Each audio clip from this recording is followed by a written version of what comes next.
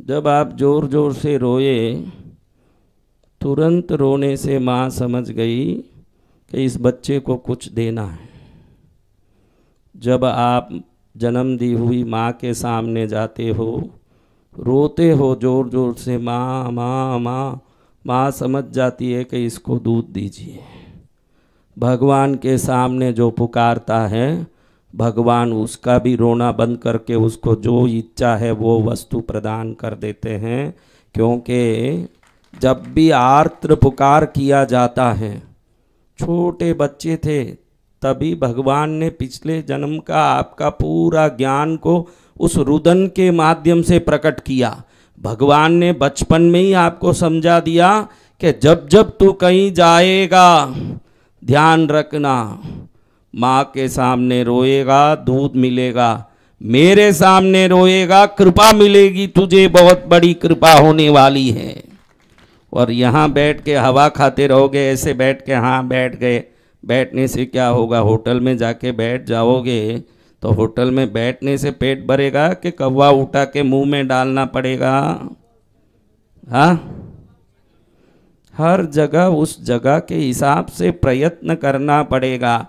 अब यहाँ आए हो तो पुकारो मन से, जोर से चिल्लाने की, क्योंकि माँ तो आप जैसी स्थूल शरीर वाली है। क्या शरीर वाली? स्थूल शरीर वाले को स्थूल शरीर वाला व्यक्ति चिल्ला चिल्ला के बुलाता, क्योंकि वो इंद्रियों से ही समझ सकते हैं। ये तो सूक्ष्म शक्तियाँ हैं। आप क्या करते हो, कहाँ से आए हो, मन में कितनी गंदगी है, मन में कितनी भक्ति है, मन में कितना स्वार्थ है, मन में कितना प्रभु के प्रति श्रद्धा है, सब कुछ वो जानते हैं। उनके सामने हम आए। किनके सामने? जिनके सामने कब घुसेंगे अपने घर से वो भी उनको पता है कि ये कब घुसने वाले हैं, कब यहाँ पहुँचने वाले हैं, कब मेरे इस कुटीर में आएंगे, कब सामने बैठेंगे।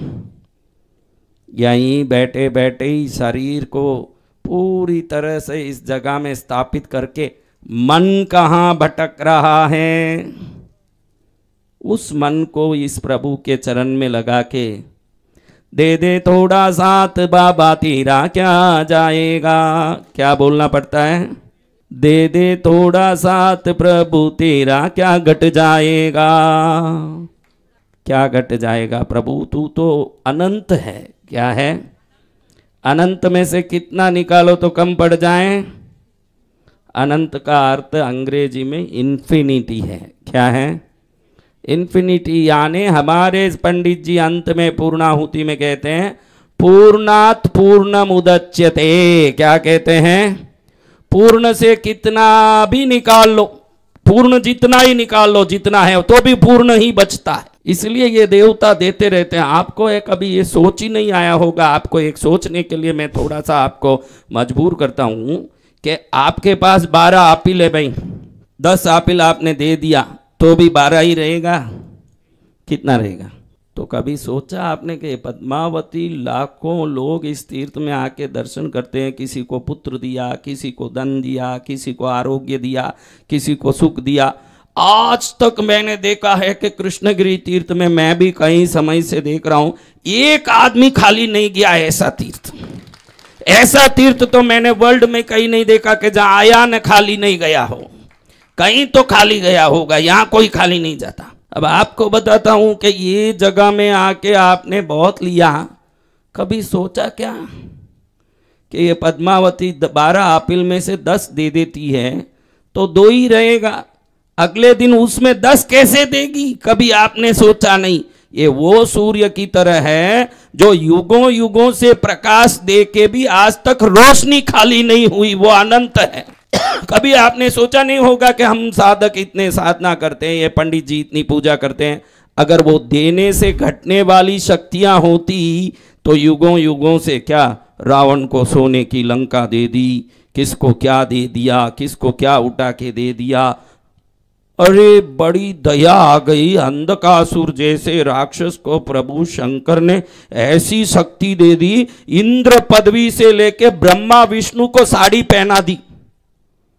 ऐसी शक्ति दी, ब्रह्मा विष्णु साड़ी पहन के घूमने लगे, अंधकासुर को ऐसे बल दिया शंकर ने। तो शंकर का बल घटा क्या? ये पूर्णात पूर्णम उदच्यते है, पूर्ण से कितना भी निकालोगे तो पूर्ण ही बचेगा, वो पूर्ण ही रहेगा, कभी अपूर्ण होने वाला नहीं है। ये कभी सोचा नहीं होगा कि पद्मावती कृष्णगिरी में आके हम माता जी ये दे दो, माता जी वो दे दो। अगर आप जैसे होते न इतना दे देते तो कभी के कंगाल नहीं हो जाते। उल्टा ये देते देते और प्रखंड बनती जाती है, और प्रखर बनती जाती है, और सर्वशक्तिशाली बनती जाती है। तो इस जगहों में आने का प्रयोजन, कई कई गांव से लोग आ जाते हैं, मूर्ख है जिनको कुछ समझ नहीं है। यहाँ एक ही कर्म करने जैसा है। हजाम के दुकान में 2 मिनट के लिए भी ध्यान भटक गया तो क्या होगा? नहीं हजाम जी आप कुछ भी करना, हजामत करना, लेकिन 1-2 मिनट के लिए मेरा मुंह इधर उधर टेढ़ा हो जाएगा थोड़ा, क्या होगा? हाँ, चाकू के चीरे लग जाएंगे मुंह में, शायद कट भी सकता है। और भी दाढ़ी करते समय थोड़ा इधर उधर हो गया, गले का नस कट गया, क्या होगा? गले का नस कट गया। बंसीलाल जी कोई बैठा था हजाम के दुकान, बोले 2 मिनट मेरे दिमाग भटक गई, गले का नस कटक गया। हाँ, अगले दिन शोक मिलन का पत्र छापना पड़ा, समझा? तो 2 मिनट के लिए हजाम के दुकान में भी मन भटकाने के लिए जरूर नुकसान है, तो प्रभु के शरण में तो एक क्षण भी जिसका मन नहीं भटकता है उसका सब कुछ सिद्ध। उसको क्या नहीं मिलता है संसार में। और कहीं भटका हो, मैं तो बोलता हूं कि पूरी दुनिया में भटक ले बेटा, जो कृष्णगिरी में मिलेगा ब्रह्मांड में कहाँ मिलने का है? कौन सा ब्रह्मांड है जो कृष्णगिरी से भारी है?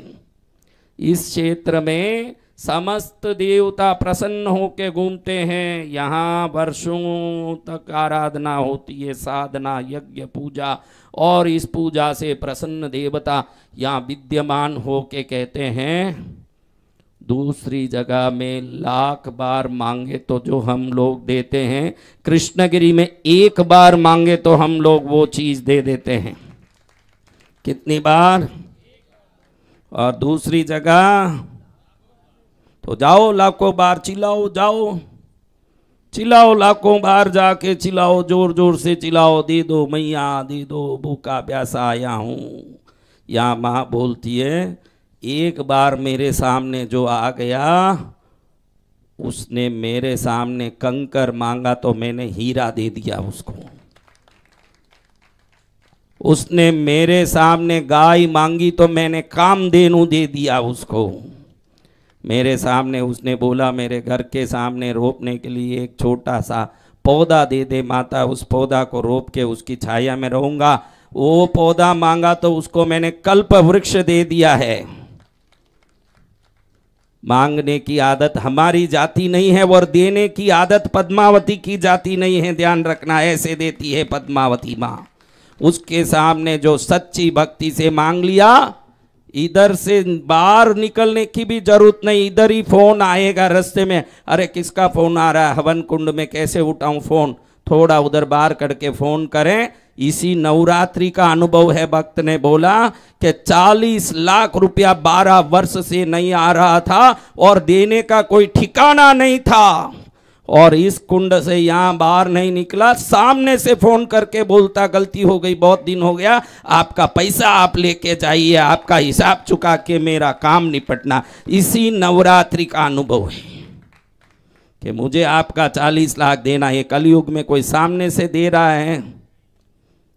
दे दो मोर को दे दो करो तो मोर पंखी देने लगती है कलयुग में। हाँ भाई ले लो, मेरा पंखी ले लो, जिस जिसको लेना। अभी सब ये कलयुग है। पंख को क्या करना पड़ता है? हाँ, पंख को ऐसे जबरदस्ती खींचो, पंख आए। इस कलयुग में भी अगर मोर पंख खुद देखना है, खुद देते देखना है, तो कृष्णगिरी में देख सकते हो कि मोर खुद पंख दे रहा है।